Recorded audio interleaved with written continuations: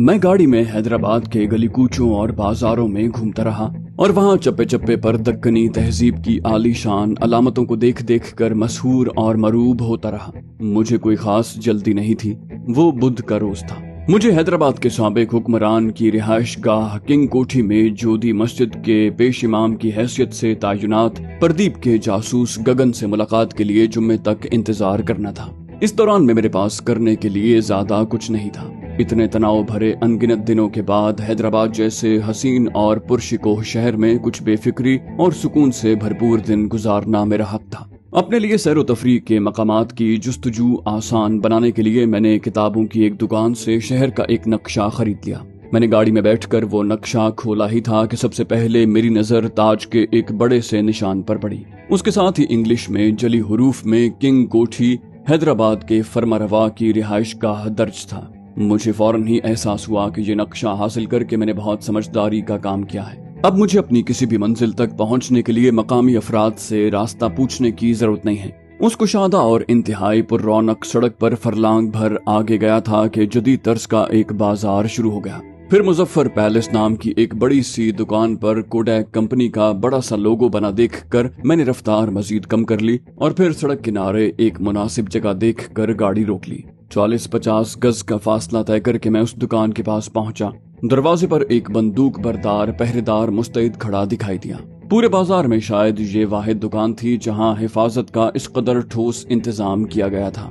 मुझे सीढ़ियां चढ़ते देखकर पासबान कुछ चौकन्ना हुआ, लेकिन फिर शायद मेरे रईसाना हुलिये ने उसे बता दिया कि मैं वाकई इस आलीशान दुकान से खरीदारी की इस्तेताअत रखता हूँ। मैं शीशे का दरवाजा खोलकर अंदर दाखिल हुआ। दुकान में कदम रखते ही ठंडी हवा का झोंका चेहरे से टकराते ही मेरे अंदाजे की तौसीक हो गई कि मैं वाकई बहुत ही खुशहाल लोगों के मतलब की पुरतायुश अशिया फरोख्त करके लंबा माल खींचने के मरकज में पहुंच गया हूँ। मैंने देखा कि उस बहुत कुशादा दुकान के चारों तरफ 4 बड़े काउंटर्स पर अलग अलग तरह की अशिया फरोख्त हो रही हैं। मेरे मतलब की चीज यानी कैमरे और फोटोग्राफी की मसनूआत की फरोख्त से मुताल्लिक काउंटर बिल्कुल सामने था। दाएं तरफ वाले काउंटर पर तरह तरह की घड़ियां फरोख्त के लिए दस्तयाब थीं, जबकि बाएं तरफ वाले और सबसे बड़े काउंटर पर चांदी और बिलोर के ज़रूफ सजे हुए थे, जबकि अकबी जानिब काउंटर पर उसके अकब में इस्तादा शीशे की इंतहाई नफीस अलमारियों में नगीने और जवाहरात खरीदारी के लिए दस्तयाब थे। मैं कैमरों की फरोख्त वाले काउंटर पर पहुंचा तो वहां तायुनात फरोख्तकार ने निहायत खंदा पेशानी से मेरा इस्तकबाल किया। उसने अपने पेशावराना तजुर्बे की बुनियाद पर चंद ही लम्हों में मेरी शख्सियत का तज्जिया कर लिया और जब उसने मुझसे उर्दू में बात की तो मुझे मानना पड़ा कि वो मुशाहिदे की आला सलाहियत रखता है। मैंने आदाब के जवाब में तस्लीमात कहा और फिर बिला तमहीद कहा, मेरे मोहतरम, मुझे जदीद तर्ज का पोलराइड कैमरा दरकार है। मुझे किसी ने बताया था कि वो आपके यहाँ दस्तयाब है। मुझे दिल्ली वालों की नस्तालीक उर्दू बोलते देखकर वो कुछ चौंका और फिर पहले से भी ज्यादा मुअद्दबाना लहजे में बोला, हमें खिदमत का मौका देने का बहुत बहुत शुक्रिया हुजूर, मगर हमारे यहाँ फिलहाल पोलराइड कैमरा। वो बोलते बोलते रुक गया। मैंने देखा कि उसकी नजरें जवाहरात वाले काउंटर की तरफ जमी हुई हैं। फिर वो एक बार फिर मेरी तरफ मुतवज्जे हुआ। बोला, सरकार, वहाँ सामने हमारे सेटअप के मालिक मिर्जा साहब तशरीफ रखते हैं और आपसे खुद गुफ्तगू के ख्वाहिशमंद हैं। आप बराह करम उनसे मिल लें। मैंने पलट कर देखा। लगभग 60 बरस के सफेद रीश गोरे चिट्टे वो साहब दुकान में दाखिल होने पर एक खाते में झुके नजर आए थे। अच्छी खासी उम्र होने के बावजूद वो बिलाशुबा काबिल रश्क कुव्वत समात रखते थे, क्योंकि लगभग 12-14 फुट के फासले पर मामूल के लहजे में होने वाली गुफ्तगू उन्होंने न सिर्फ सुन ली थी बल्कि मुकम्मल मफहूम भी अखज कर लिया था। मैं बावकार चाल चलते हुए मुजफ्फर बेग के पास पहुंचा। इस दौरान में वो काउंटर के पीछे से निकलकर बाहर आ चुके थे।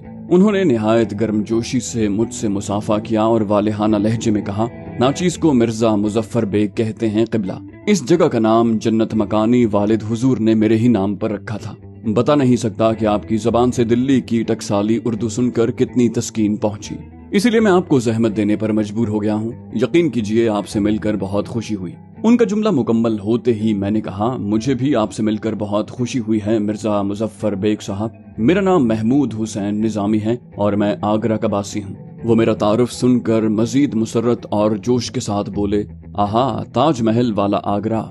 नौजवानी से मोहब्बत की इस तारीखी यादगार की जियारत का अरमान दिल में लिए गोर किनारे बैठा हूँ। और آپ جب چاہیں سانج سویرے گنگا کنارے تاج محل کے دیدار کے لیے جا سکتے ہیں۔ ان بزرگ کے لہجے میں سچ مچ بلا کی حسرت تھی۔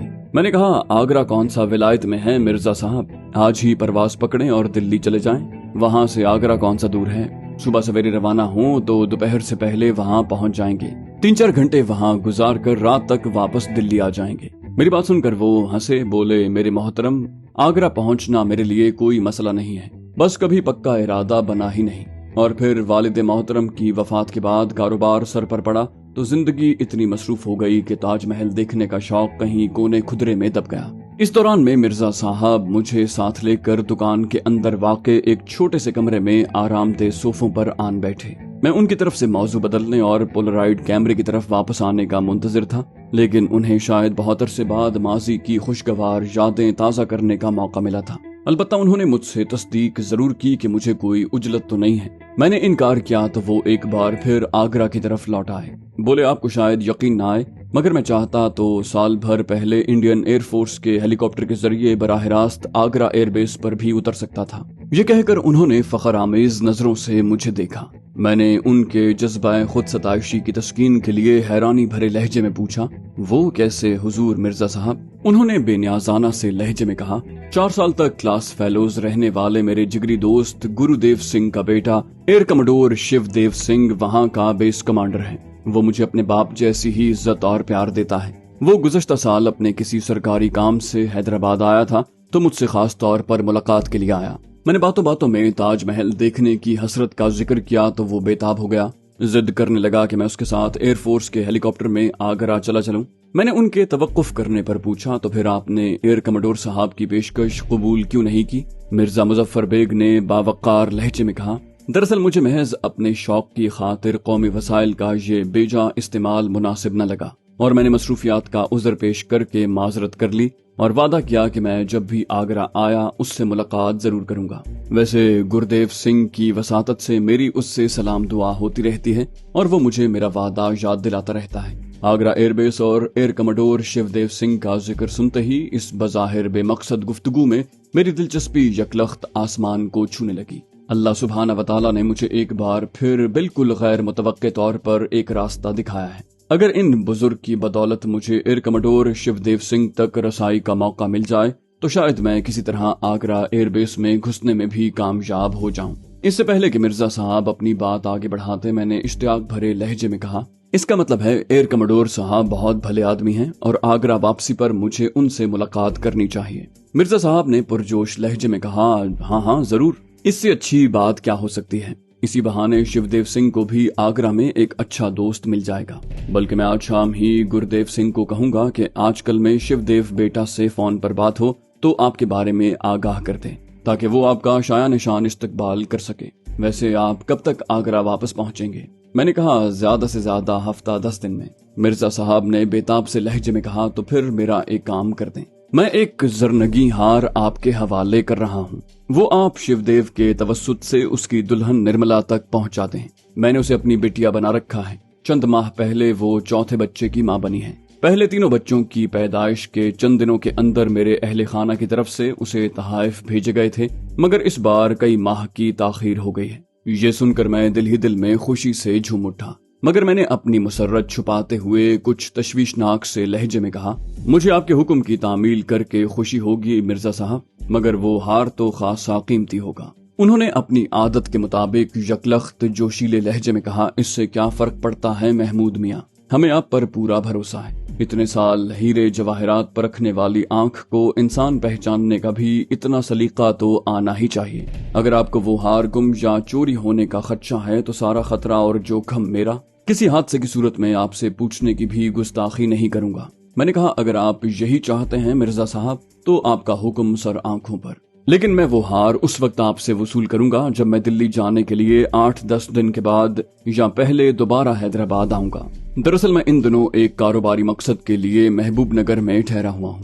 میرے منہ سے محبوب نگر کا تذکرہ سنتے ہی وہ چونکے، بولے او سننے میں آیا ہے محبوب نگر کے حالات تو خاصے ابتر ہیں، دونوں مذہبی گروہوں میں خونی جھڑپیں ہوئی ہیں۔ کسی نے بتایا ہے کہ اپنی علالت کے باوجود صاحبزادہ عماد الدین خان بھی محبوب نگر واپسی کے لیے پرتول رہے ہیں۔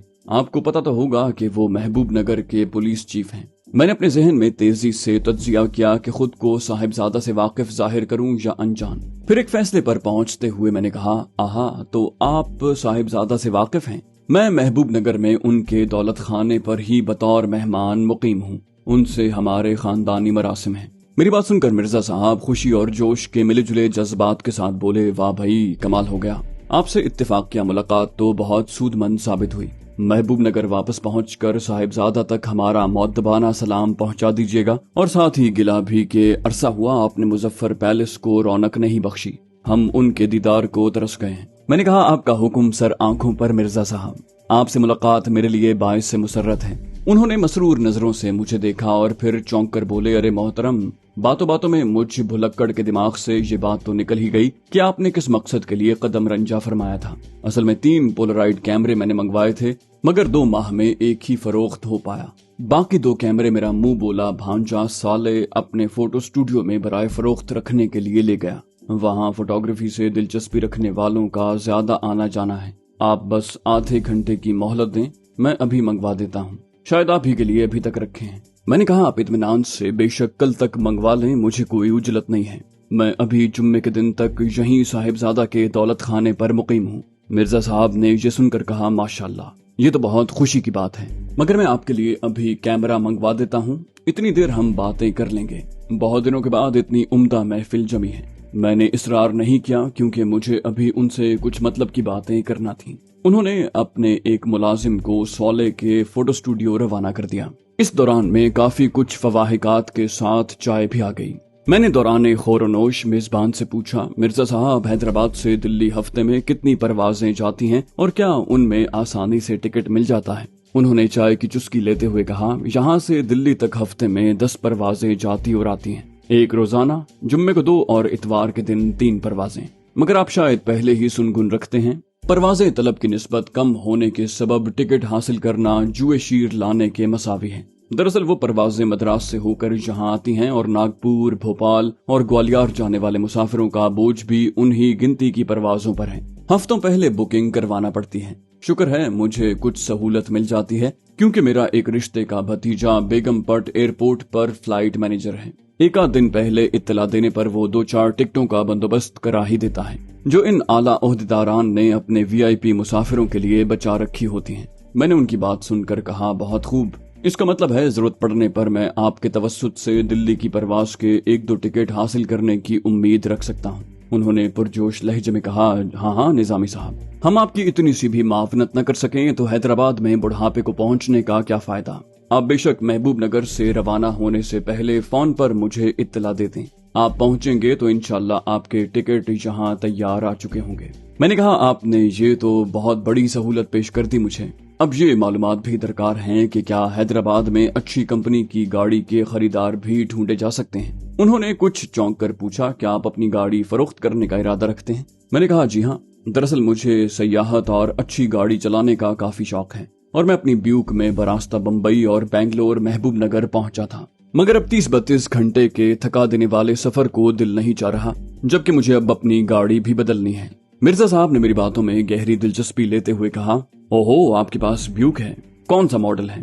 मैंने कहा, 53 मॉडल वाली स्टेशन वैगन है मिर्जा साहब। वो गहरी दिलचस्पी वाले लहजे में बोले, वो तो बड़ी आलीशान गाड़ी है। ऐसा करें, आप अपनी ब्यूक मुझे दे दें, आप जो हुक्म करेंगे मैं वो मुआवजा पेश कर दूंगा।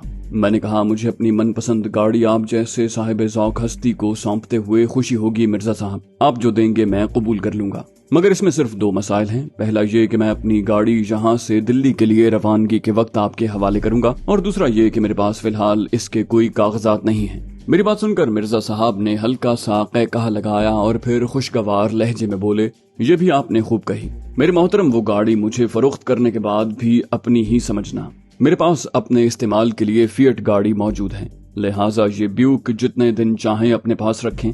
अलबत्ता मैं इसके एवज मुबलग 4000 रुपया नजराना अभी हाजिर किए देता हूँ। अगर कम लगे तो अभी फरमा दीजिए। मैंने जल्दी से कहा, अरे नहीं हुजूर, बहुत मुनासिब रकम है, मगर मेरी एक तजवीज है, अगर मुनासिब लगे तो। मिर्जा साहब ने मेरी बात काट कर कहा, अजी मोहतरम, आप हुक्म कीजिए, बल्कि मुझे आपकी तजवीज बगैर सुने कबूल है। मैंने एहतराम भरे लहजे में कहा, अजहद शुक्रिया मिर्जा साहब, मैं चाहता हूँ कि ब्यूक की बजाय मैं आपकी फिएट में महबूब नगर जाऊँ और वापसी पर आपकी अमानत आपके हवाले करके दिल्ली रवाना हो जाऊं। दरअसल ब्यूक शानदार गाड़ी जरूर है, लेकिन इसकी यही शाहाना शक्ल शबाहत इसे खामखा बाकी गाड़ियों से नुमाया कर देती है। इसलिए मेरे तजुर्बे के मुताबिक ये किसी तन्हा आदमी के तवील सफर के लिए मुनासिब नहीं है। मैंने आपको शायद बताया है ना कि रास्ते में डाकू मेरे पीछे पड़ गए थे और मैंने चलती गोलियों के दरमियान फरार होकर जान छुड़ाई थी, वो भी इस आलीशान ब्यूक के नजरों में आने का शख्साना था। मैं दोबारा इस खौफनाक आजमाइश से नहीं गुजरना चाहता।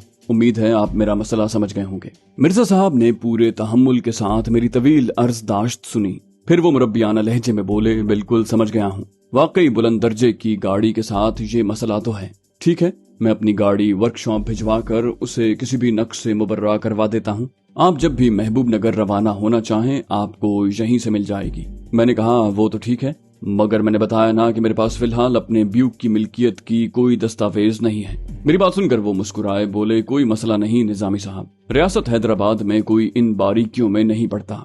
बिलफर्ज कभी कोई मसला हुआ भी तो मैं खुद निपट लूंगा, आप बेफिक्र हो जाएं। मैंने सच्चे दिल से कहा, आपने तो वाकई मेरी मुश्किल आसान कर दी। अब मैं ज्यादा मुतमईन होकर आपकी शहर की सयाहत कर सकूंगा। मेरी बात सुनकर मिर्जा साहब खुश हो गए और मुझे हैदराबाद के नुमाया काबिल दीद मकामात और मशहूर सौगातों के बारे में बताने लगे। फिर उन्होंने मुझे अपने यहाँ रात के खाने पर मदऊ किया। मैंने कहा कि मैं हैदराबाद में क़याम के दौरान में यहाँ की ज्यादा से ज्यादा नुमाया तो आमगाहों के मशहूर खाने आजमाना चाहता हूँ, लिहाजा मेरी तरफ से माजरत कबूल करें। ताहम उन्होंने शदीद इसरार किया कि कम से कम एक रोज शाम के खाने पर उनका मेहमान बनूं और मुझे अपने दौलत खाने का पता भी समझा दिया। हैदराबाद जैसे बेहद बड़े शहर में मुझे एक और साहिब हैसियत हस्ती का हवाला मयस्सर आ गया। मेरे लिए इससे अच्छी बात क्या हो सकती थी। इस असना में मिर्जा साहब का भेजा हुआ कारिंदा पोलराइड कैमरा लेकर आ गया। ये पहले वाले पोलराइड हाईलैंड 80 का भी जदीद और निस्बतन हल्का फुल्का मॉडल था, जिसे मैं श्रीनगर के ग्रैंड पैलेस होटल में बहुत ही मौसर अंदाज में बरत चुका था। कैमरे के साथ आने वाली फोटो कार्ट्रिज भी ज्यादा नफीस दिखाई दे रही थी, जबकि सबसे काबिल जिक्र बात यह थी कि उस कैमरे के लवाजिम में एक बड़ी सी गोल फ्लैश लाइट भी थी, जिसे कैमरे के दाएं पहलू में नस्ब करके अंधेरे में भी फौरी तस्वीर खींची जा सकती थी। मिर्जा साहब की जहां दीदा नजरों ने मेरी दिलचस्पी भांप ली थी, बोले, लगता है ये कैमरा आप ही के लिए अभी तक बचा हुआ था। दरअसल इसकी कीमत अभी अवाम की कुव्वत खरीद से कुछ बाहर है, वरना ये कैमरा है तो बहुत बासहूलत। मेरा भतीजा बता रहा था कि इसका रिजल्ट भी बहुत अच्छा है। मैंने उनकी तायद करते हुए कहा, आपने मेरा बहुत बड़ा काम कर दिया मिर्जा साहब, इसे तमाम लवाजिम समेत मुझे सौंप दीजिए और नजराना बता दीजिए। उन्होंने हंसते हुए कहा, लगता है आपको हमसे जान छुड़ाकर रुखसत होने की खासी उजलत है। मेरे मोहतरम कैमरे में इसकी अजीबोगरीब फिल्म चढ़ाकर एक दो तस्वीरें तो उतार कर दिखाएं, हमें भी तो पता चले कि ये नई तर्ज का कैमरा कैसी कारकर्दगी दिखाता है। मैंने उनकी फरमाइश पूरी करते हुए पहले उन्हें शाहाना अंदाज में सेठी पर बिठाकर और खूबसूरत नक्शो निगार वाली दीवार के साथ उनकी कई बहुत उम्दा तस्वीरें बनाई। फिर उनके मुलाजिम की मदद से हम दोनों की 2 तस्वीर बनवाई। मुझे कैमरे का नतीजा देखकर इत्मीनान और खुशी हुई। ताहम मिर्जा साहब सचमुच हैरत ज़दा दिखाई दिए। बोले, अरे जनाब, मैंने इस अनोखे कैमरे के करतबों के बारे में काफी कुछ सुना है, मगर ये तो सचमुच का जादुई आला है। हाथ के हाथ तस्वीर बनाकर दे देता है और वो भी इतनी उम्दा, और इसे तो इस्तेमाल करना भी बहुत आसान है। चलो तय पाया, भतीजे के पास मौजूद आखिरी कैमरा मैं अपने लिए रख लेता हूँ। शहर के गिरदो निवाह में हसीन कुदरती मनाजिर की भरमार है, फोटोग्राफी पर अपना हाथ साफ करूंगा। मैंने मिर्जा साहब की भरपूर हौसला अफजाई की और खींची गई तस्वीर में से 2-3 उनके हवाले कर दी। अलबत्ता निहायत सफाई से सिर्फ तस्वीर का इंतखाब किया जिनमें सिर्फ वो मौजूद थे। अपनी तस्वीर किसी की तहवील में छोड़ना मेरी पेशावराना तालीम और तरबियत के खिलाफ था, खा वो मिर्जा साहब जैसा मुखलिस इंसान ही हो। उन्होंने कैमरे के बहुत माकूल दाम बताए जो मैंने हाथ के हाथ अदा कर दिए। फिर मैं उनसे इजाजत लेकर रवाना हो गया। मैंने अपने पास मौजूद शहर के नक्शे की मदद से पहले ही अपनी मंजिल का तयन कर लिया था। ये अलग बात है कि वो मिर्जा साहब के बताए हुए मशहूर सयाहती मकामात में शामिल नहीं था। किंग कोठी मेरे अंदाजे के ऐन मुताबिक खासे गुंजान आबाद इलाके में वाक़ थी। ताहम निजाम की रिहाइश गाह के सामने खासी कुशादा खुली जगह थी, उसके बाद सड़क थी। मैं धीमी रफ्तार से पुरशिकोह और आलीशान किंग कोठी के सामने से गुजरा। बाहर से बासानी इमारत की वुसअत का अंदाजा लगाया जा सकता था। ताहम मेरी तवज्जो का असल मरकज कोठी का मरकजी आहनी फाटक था, जिसका नाम मुझे पर्दा गेट बताया था और उस नाम की वजह तस्मिया भी बताई गई थी। اس وقت پھاٹک بند تھا اور اس پر بھاری کپڑے کا پردہ پڑا ہوا تھا۔ مجھے وہاں 4 مسلح پہرے دار خاصی مستعدی سے اپنے فرائض نبھاتے نظر آئے۔ میں پھاٹک کے سامنے سے گزر کر کافی آگے چلا گیا اور پھر لمبا چکر لگا کر واپس آیا۔